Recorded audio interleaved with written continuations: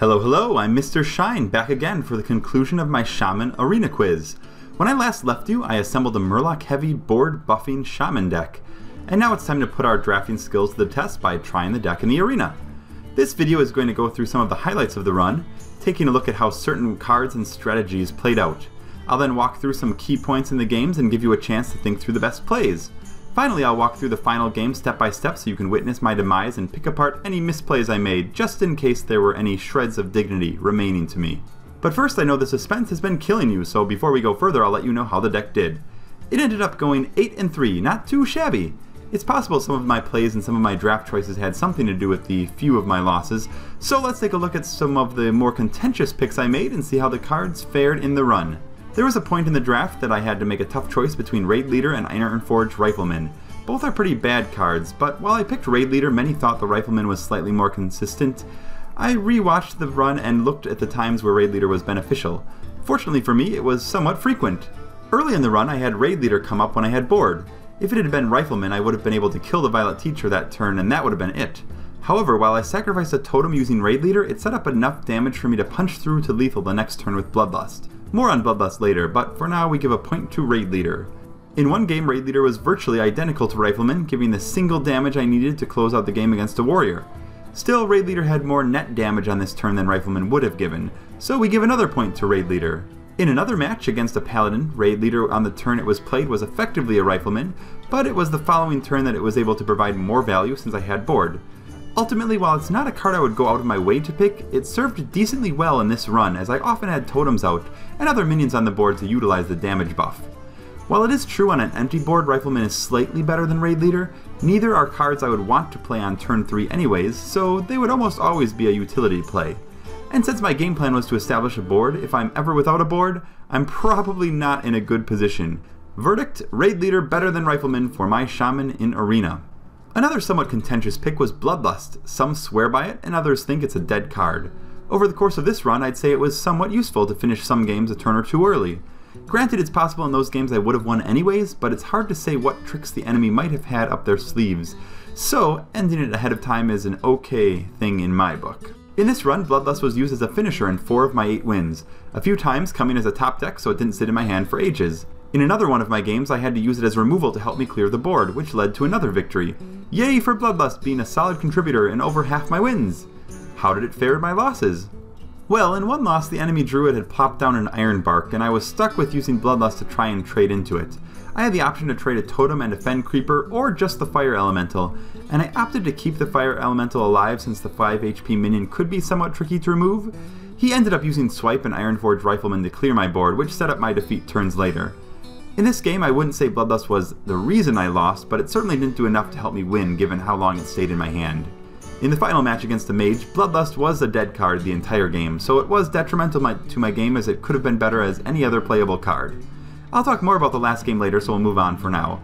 Ultimately though, while Bloodlust got minimal value in 2 of my losses, it was a player in 5 of my wins, so I think it was still a strong card for the deck when all is said and done. I don't regret picking one of these bad boys up for my Shaman, but I definitely wouldn't want more than one.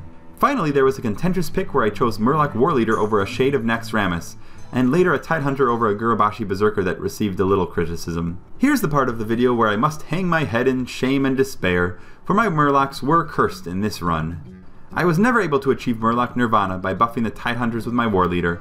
There was one point where it seemed likely it was going to be the play, but then I top-decked a Stormwind Champion, which is better in so many ways. Later in that same game, the chance for the Warleader to shine was about to happen again, until the enemy conceded. Jerk. But the Murlocs were worse than useless in this run. They were detrimental at a point against a warrior that eventually turned into a loss. I drew Warleader right after the warrior played Tidehunter, and since the buff applies to all other Murlocs, the Warleader was Arena Poison until those Murlocs were cleared. Then later that same game after the warrior played a Death's Bite, I happened to draw the Tidehunter, which was a dead card in my hand until Death's Blight was cleared, since its Death Rattle kills Tidehunter outright.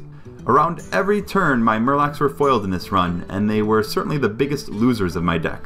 So now that we've covered some of the picks from the draft and how they fared, I'd like to take a few minutes to look at one of the challenges I faced in this arena, and try to walk through turns I was faced with.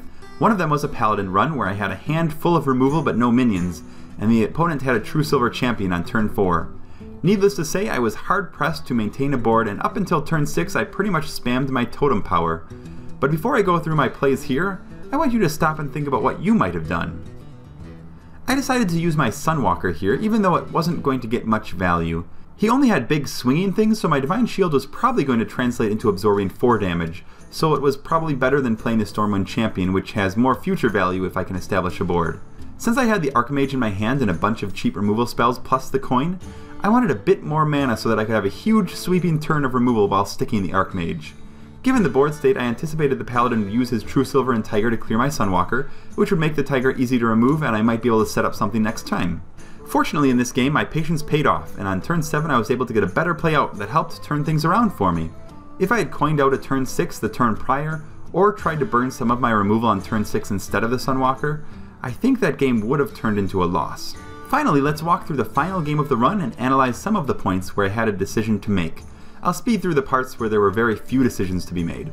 Turn 5 had 2 primary options: Forked Lightning and Yeti to clear but stunt future turns, or play a Fen Creeper which theoretically trades with his board. I ended up going Yeti and Forked because Yeti is a great drop even at this point in the game, and I might not get as good as a chance to utilize the Spell Power Totem on the 3 HP minion he had down.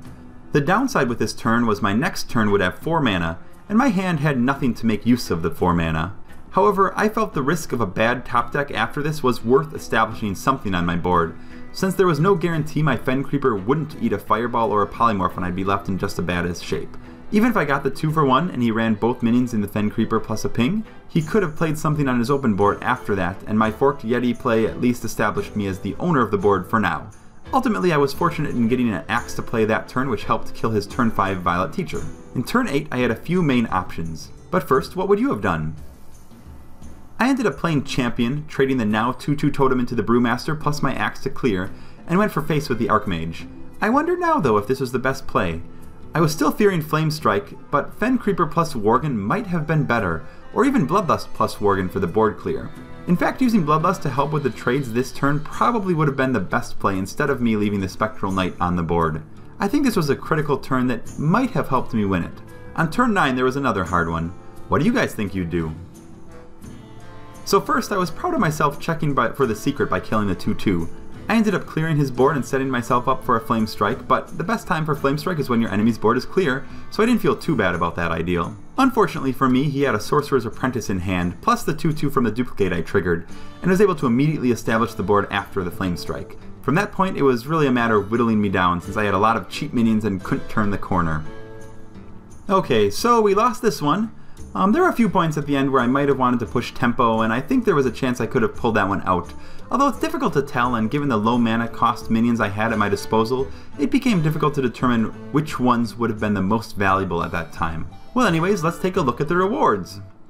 Fortunately, I was able to rack up a decent amount of gold from this run. Maybe my cards will be even better! Oof, on the contrary, this one is quite ugly. Oh well, you can't win them all. I'm happy to get past the 7-win mark at least and end with a profitable run. So there we go, this Shaman run has been completed. Be sure to tune in next week when I take on yet another arena run, with one of the remaining heroes I haven't gotten around to picking yet. If you've been enjoying these videos, be sure to subscribe to HearthstonePlayers.com's YouTube channel for multiple videos every week, and check out my personal YouTube channel if you want to see a variety of other games. As always, I've been MrShine, and I'll see you next time!